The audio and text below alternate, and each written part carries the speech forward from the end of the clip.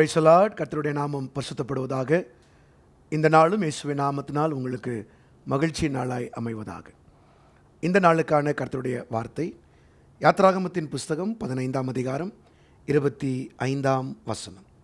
Exodus chapter 15 verse 25. மோசே கர்த்தரை நோக்கி கூப்பிட்டான்.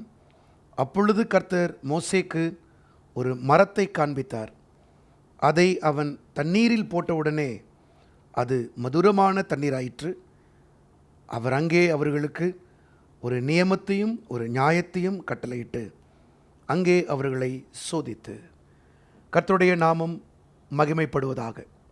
அன்பானவர்களே, இந்த நாளிலும் கர்த்தர் கொடுக்கிற வார்த்தை, உங்கள் பிரச்சனைக்கு அந்த பிரச்சனையிலேயே தீர்வு உண்டு.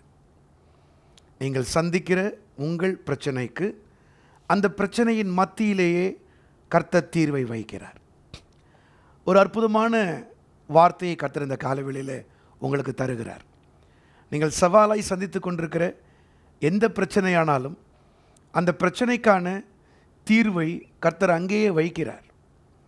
ஏனென்றால் நம்முடைய தேவன் பிரச்சனைகளை பார்த்து பயப்படுகிறவர் அல்ல, பிரச்சனையை சால்வ் பண்ண முடியாத தேவன் அல்ல, பிரச்சனையை தீர்க்கிற தேவன் நம்முடைய தேவன். இந்த காலவெளியிலும் நீங்கள் பிரச்சனையை பார்த்து சோர்ந்து போய், இந்த பிரச்சனைக்கெல்லாம் தீர்வே கிடையாது பாஸ்டர், இது இப்படியே தான் இருக்கும், இதோட கூட கடைசி வரைக்கும் நான் மல்லு கட்ட வேண்டியது தான், இப்படியே தான் என் வாழ்க்கை முடியும் அப்படின்னு சொல்லி நீங்கள் யோசிக்கிற அந்த பிரச்சனையில் கர்த்தர் ஒரு தீர்வை வைக்கிறார். அதான் இந்த காலவெளியில் கர்த்தர் உங்களுக்கு கொடுக்குற rhema. The solution is in the problem itself. தீர்வு பிரச்சனையிலேயே உண்டு. எப்போதுமே ஆண்டவர் நமக்கு ஒரு சவாலை சந்திக்க வைக்கிறார்னா அந்த சவாலுக்கு பக்கத்திலே தீர்வை வச்சுருப்பார். இந்த இடத்துல பார்க்குறோம், வனாந்திரத்தில் 3 நாள் தண்ணி இல்லாமல் செங்கடலை தாண்டி வந்த ஜனங்கள் அலைகிறார்கள். செங்கடல் ஞானஸ்நானத்தை குறிக்கிறது, எகிப்தை விட்டு வந்தது ரட்சிப்பை குறிக்கிறது. நம்ம கர்த்தருடைய கரம் பிடிச்சு இப்போ வனாந்திரத்தில் நடக்கும்போது நிறைய சவால்களை சந்திப்போம். உங்கள் வாழ்க்கையில் நிறைய சவால்கள் வரும். வனாந்திரத்தில் தான் கர்த்தர் நம்மளை நடத்துவார். ஆனால் அந்த சவால்களிலே நாம் என்ன செய்ய போகிறோம்? அந்த பிரச்சனைகளிலே நாம் மூழ்க போகிறோமா? இல்லை, அந்த பிரச்சனைக்கே தீர்வு வச்சிருக்கிறார். ஆண்டவருக்கு தெரியும், இஸ்ரேல் ஜனங்களை விடுதலையாக்கின அந்த ராத்திரியிலேயே ஆண்டவருக்கு தெரியும் இந்த ஜனங்கள் இந்த இடத்துக்கு வருவாங்கன்றது ஆண்டவருக்கு தெரியும்ல. உங்களுக்கும் எனக்கு வேணால் இன்றைக்கு நாள் புதுசு, உங்களுக்கும் எனக்கும் நாளைக்கு நாளும் புதுசு தான். நம்ம பார்க்கல, இந்த நாளுக்குள்ளே இன்னும் நம்ம பிரவேசிக்கலை. ஆனால் நம்முடைய தேவன் யார்? ஒரு ஆதியும் அந்தவுமானவர், அல்பாவும் உபேகமானவர். இந்த நாளுக்குள்ளேயும் போயிட்டார், நாளைக்குள்ளேயும் போயிட்டார்.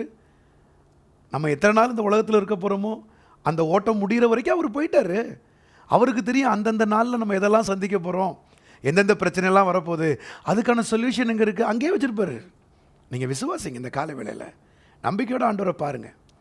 இந்த ஜனங்க இங்கே வருவாங்கன்னு ஆண்டவருக்கு தெரியும், இந்த இடத்துல தண்ணி கசப்பாக இருக்குன்றது ஆண்டவருக்கு தெரியும். ஆனால் அந்த கசப்புக்கான மருந்து எங்கே இருக்குது? அதையும் எங்கே வச்சுருக்காரு? பக்கத்தில் தான். கசப்பான தண்ணி இருக்கிற இடத்துக்கு பக்கத்துலேயே ஒரு மரத்தையும் உண்டாக்கியிருக்கிறார்ல. இப்போ நம்ம என்ன திரும்ப செய்யணும்? ஆண்டவரை பார்த்து அந்த வேலையில் தீர்வு இல்லை ஒன்றும் இல்லைன்னு புலம்பக்கூடாது. நம்ம என்ன செய்யணும்னா மோசே செஞ்சது போல் செய்யணும். மோசே அங்கே என்ன செய்கிறாரு? மோசே கர்த்தரை நோக்கி கூப்பிட்டான். எப்போதுமே நீங்கள் ஒரு ப்ராப்ளமை ஃபேஸ் பண்ணும்போது, ஒரு பிரச்சனையை சந்திக்கும் போது கால் அப்பான் காட். முழங்கால் போட்டு ஆண்டவரை கேளுங்க, கூப்பிடுங்க. கூப்பிட்டு ஆண்டவர் அந்த சொல்யூஷனை காட்டுற வரைக்கும் விடாதீங்க. இந்த ஜனங்கள் எல்லாம் மோசே செஞ்சது இந்த ஜனங்கள் செஞ்சுருக்கலாம்ல, இல்லை மோசேட்டே போய் சொல்லியிருக்கலாம்ல இந்த ஜனங்கள், வாங்க ஐயா மோசே ஐயா, நமக்கெல்லாம் 3 நாள் தண்ணி இல்லாமல் இருக்கோம், திடீர்னு ஒரு தண்ணி கிடச்சி, அந்த தண்ணியும் கசப்பாக இருக்குது, மனசு வெறுப்பாக இருக்குது, வாங்க நம்ம எல்லோரும் சேர்ந்து என்ன செய்யலாம், ஆண்டவரை நோக்கி கூப்பிடுவோன்னு சொன்னால் அங்கே முறுமுறுப்புன்னு ஒரு காரியம் இருந்திருக்காது, மன அலைச்சல் இருந்திருக்காது, சஞ்சலிப்பு இருந்திருக்காது. நேராக கர்த்தர் அந்த மரத்தை காமிச்சிருப்பார்ல. எப்போதுமே ஆண்டவரை நோக்கி கூப்பிடுங்க, அந்த தீர்வு பக்கத்திலே தான் இருக்கும். அந்த மரத்தை காண்பிப்பார். ஆகாரும் வனாந்திரத்தில் வந்து பிள்ளையோடு நின்று சாகிறனேன்னு சொல்லி அழுவுறா பாருங்க. பிள்ளையை தூக்கி போட்டு ஒரு அடி தூரத்தில் நின்றுட்டு பிள்ளை சாகிறத நான் பார்க்க மாட்டேன்னு சொல்லிட்டு புலம்பி அழுறா, தண்ணி இல்லையே தண்ணி இல்லையேன்னு சொல்லி. அங்கேயும் வேதம் என்ன சொல்லுது? ஆகாரின் கண்களை கர்த்தர் திறந்தார். அந்த ஊத்து எங்கே இருக்குது? ஆண்டவருக்கு தெரியும். ஆபிரகாம் இப்படி தான் துரத்தி விடுவார், தோளில் இருக்கிற ஒரு பாட்டில் தண்ணி போயிடும். மனுஷன்லாம் இப்படி தான் இருப்பான். அவன் நன்மையை மாத்திரம் வாங்கிப்பான், பின்னால் அனுப்பிச்சிடுவான். வனாந்திரத்துக்கு தான் வந்து நிற்பான்றது கர்த்தருக்கு தெரியும் அல்லவா?